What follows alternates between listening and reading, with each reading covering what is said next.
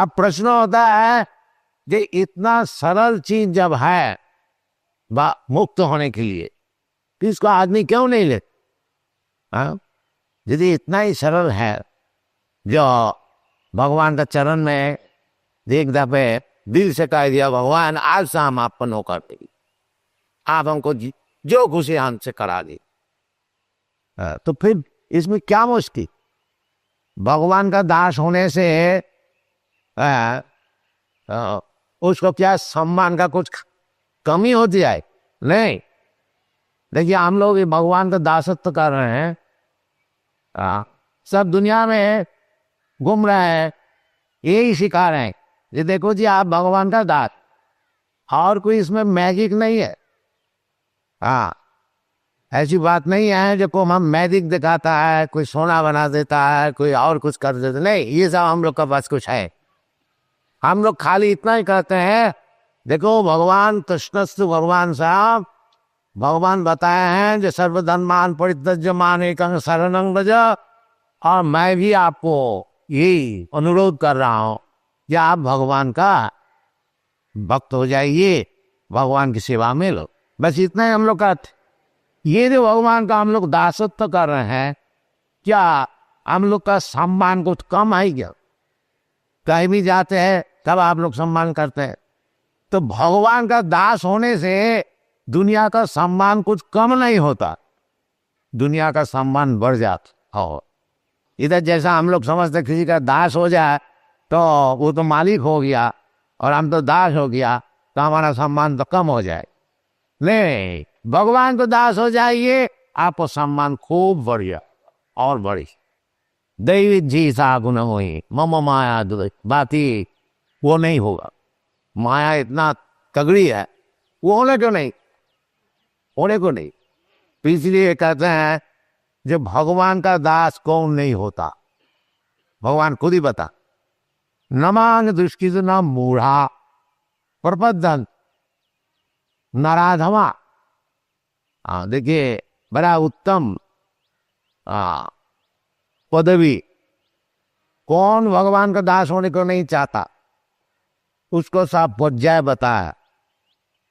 बोलता है एक तो दुष्कृति न मान दुष्कृति न, दुष्कृति का अर्थ होता है सर समय केवल पाप काम कर, उसका नाम है दुष्कृति।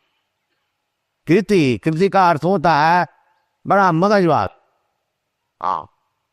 बड़ा बुद्धिमान, बाकी सब बुद्धि किस तरह से पाप करना है उसी में लगा। तो ये जो व्यक्ति है, न मान दुष्कृत न प्रबद्धन्ते, भगवान तो बोल दे हमारा चरण में प्रपत्ति करो, उसी भगत मुक्त हो जा, माया तुमको छोड़ दे, बाकी ये नहीं करे। क्यों? उसका कारण है जो सब समय पाप का होता, दुष्कृत न। और कौन नहीं करता? मूढ़ा। इसका बड़े बड़े आचार्य लोग ये श्लोक का व्याख्यान बहुत लंबा चौड़ा किया है, उतना व्याख्यान आप लोग का सुनने का समय भी है नहीं, और हमारा भी समय नहीं है, बाकी जहाँ तक है सरलता से आप लोग समझ ली। तो दुष्कृति का अर्थ होता है जो सब समय पाप काम में लिप्त है। और एक मूढ़ा, मूढ़ा का अर्थ होता है गधा। गधा क्यों क्या कहा जाता है? गधा की बुद्धि कम हो, वो दिन भर परिश्रम करता है, धोबी का कपड़ा अपना पीठ में लाद देता है, चल भी नहीं सकता, इतना कपड़ा लेता, बाकी उनको मिलता क्या ना एक मुट्ठी घास। तो गधा की इतनी बुद्धि है नहीं, जब घास तो कहीं भी जाए मिल जाए। ये गधा का, ये धोबी के लिए मैं कहता इतना परिश्रम क्यों करता, ये बुद्धि उनकी है। वो समझता धोबी हमको खाने को देता है, एक मुट्ठी घास ये हमको धोबी दे। अतः जितना 2 टन कपड़ा हमारा ऊपर जो लाद देता है, ये हमको बहन करना चाहिए, इसका नाम है गधा। तो साधारण कर्मी लोग है, रात दिन परिश्रम करते, सब पैसा खूब कमाता है, बाकी दूसरे के लिए, वो जैसा धोबी वो खाता है 2 रोज बस। ऐसी बात नहीं है कि 2 लाख रुपया आज हमने कमाया है तो हम आज सोना का रोटी बना कर, अरे सोना का रोटी नहीं खाया जाए तो रोटी खाए, हाँ गेहूं का रोटी खाने का।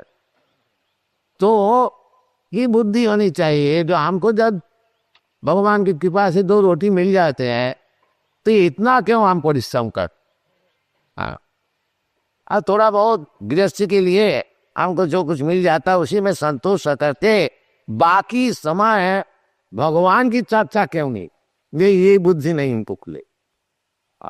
उनको समय है, ये देखिए सवेरे इधर होता है, हाँ बाकी आदमी तो समय होता नहीं खाने के लिए, तो सब समय होता है, बाकी भगवान की कथा सुनने के लिए समय है। इसको शास्त्र में कहा है मूढ़ा। जो असल चीज है मनुष्य जीवन का जो काम है, जो अपने को समझना, भगवान को समझना, भगवान से हमारा संपर्क क्या है, ये सब चीज समझना, अर्थात ब्रह्म जिज्ञासा, ये मनुष्य जीवन का काम है। भाई इसको सब छोड़ दिया है, केवल गदाधे से परिश्रम करते हैं और उसका फल क्या मिलता है, बैठ दो रोटी। मूढ़ा नमां कुर्वन्ते दुष्कृतिना मूढ़ा। हाँ और कौन है, नमांग दुष्कृतिना मूढ़ा प्रपद्यन्ते नराधमा।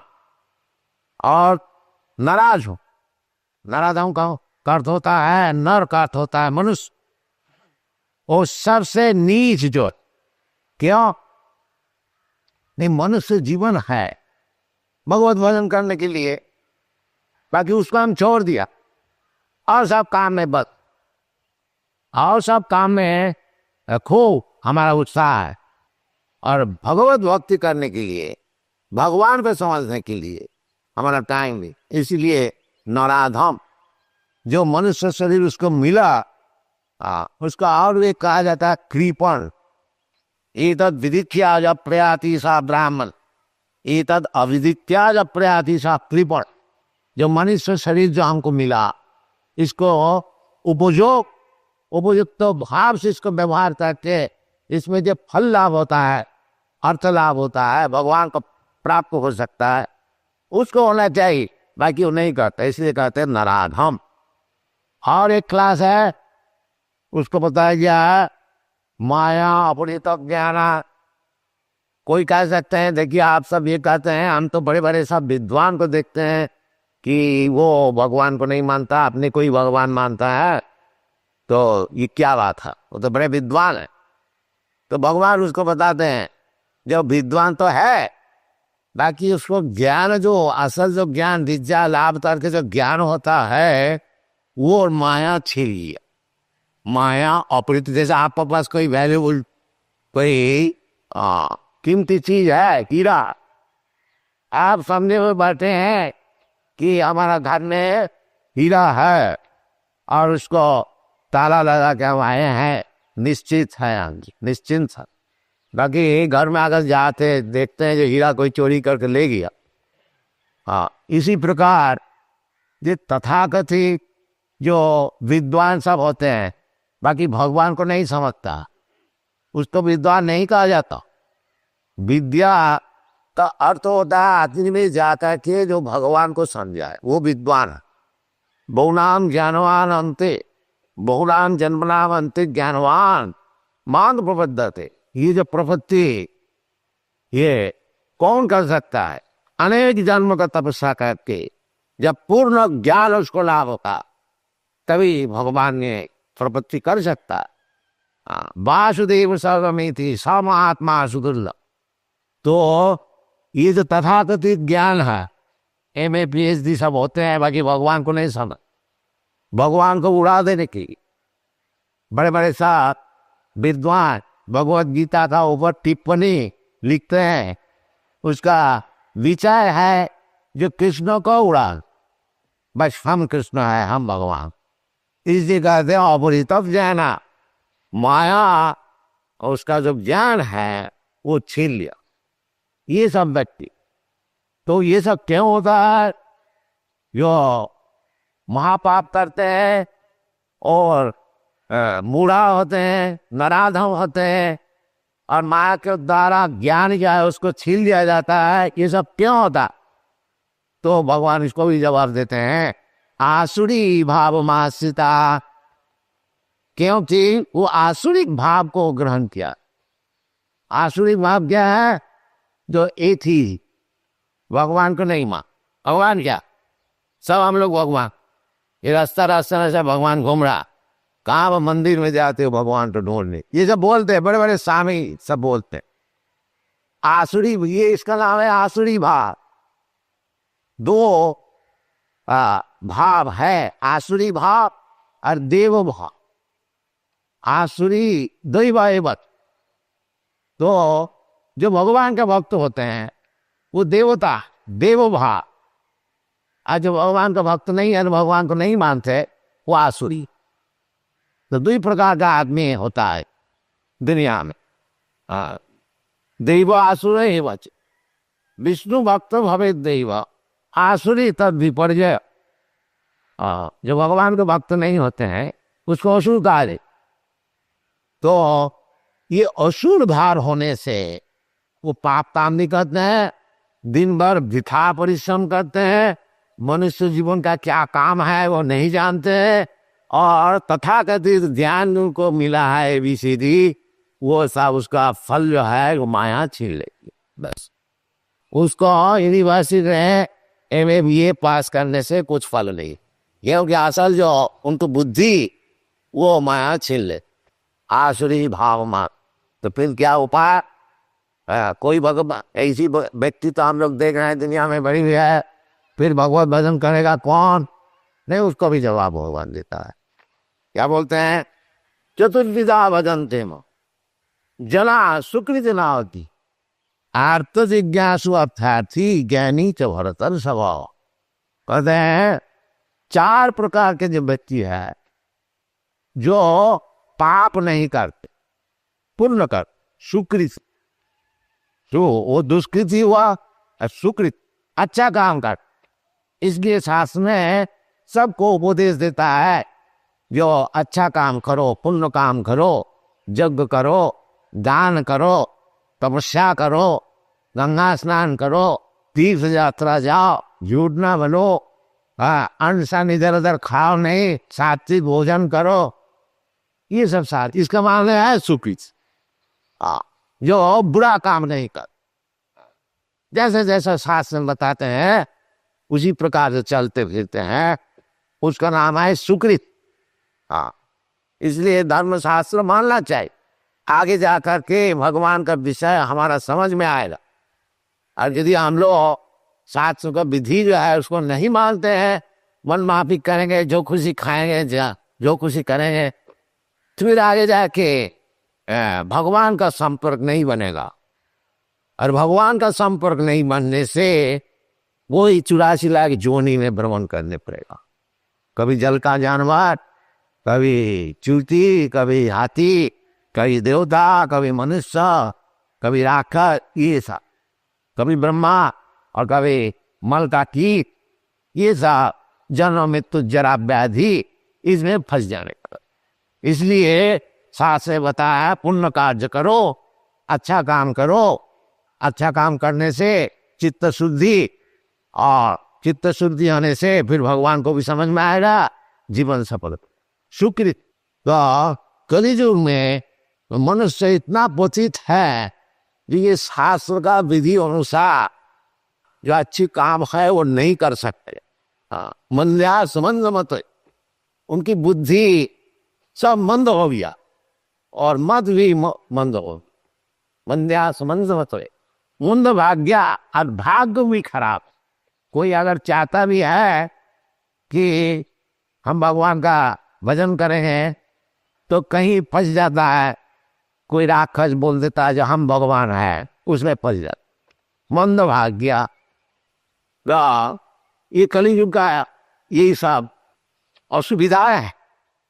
इसलिए कलियुग में शास्त्र विधान दिया है, जिस तरह का मनुष्य अत्यंत पतित है, ये सब साधन भजन कुछ नहीं कर सके, इसको एक ही चीज दिया जाए। क्या थी? हरे नाम इव केवलम कलो ना शिव गतिरन्यथा। कलियुग में वो जो जगदान तपक्रिया ये सब हो नहीं सकेगा, वो सब आदमी सब बिगड़ी। इसलिए 3 दफे का कलो नास्तेव गतिरन्यथा। और वो सब गतिविधि सब है शास्त्र में, यज्ञ करो, दान करो, तपस्या करो, ये सब हो नहीं सकेगा। आदमी इतना पतित हो गए, फिर क्या किया जाए? हरे नाम इव केवलम, केवल सर्वसमाय। हरे कृष्ण कृष्ण कृष्ण हरे हरे, हरे राम राम राम। इसको जब देखिए इसका फल हो रहा। ये जो पाश्चात्य देशीय सब क्या है हमारे साथ है, देखिए हरि नाम करने के लिए और जैसे जैसे हम बताते हैं उसको ठीक पालन करते हैं। देखिए कैसा ये लोग आगे हुआ। ये कलियुग का एकमात्र औषधि भवोषध हरे नाम। थैंक यू भाई। हरे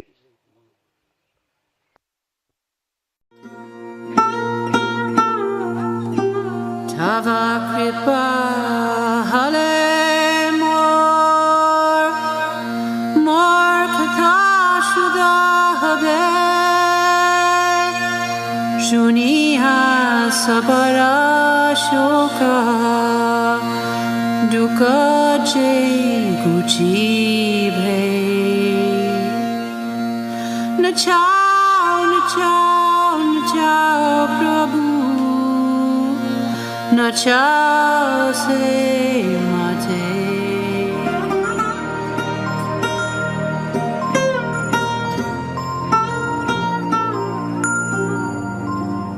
Bhakti Vedantanam ebe sartha karo Bhakti Vedantanam ebe sartha karo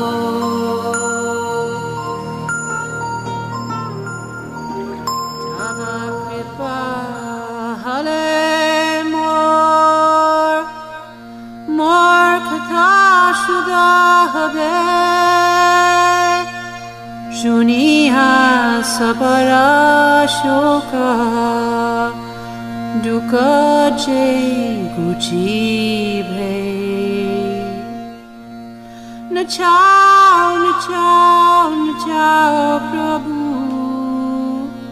nachao se mate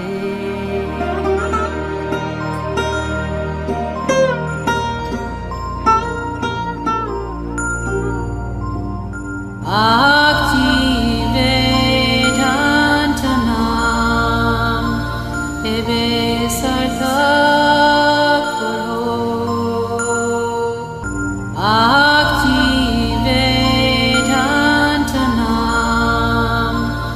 ebe sartha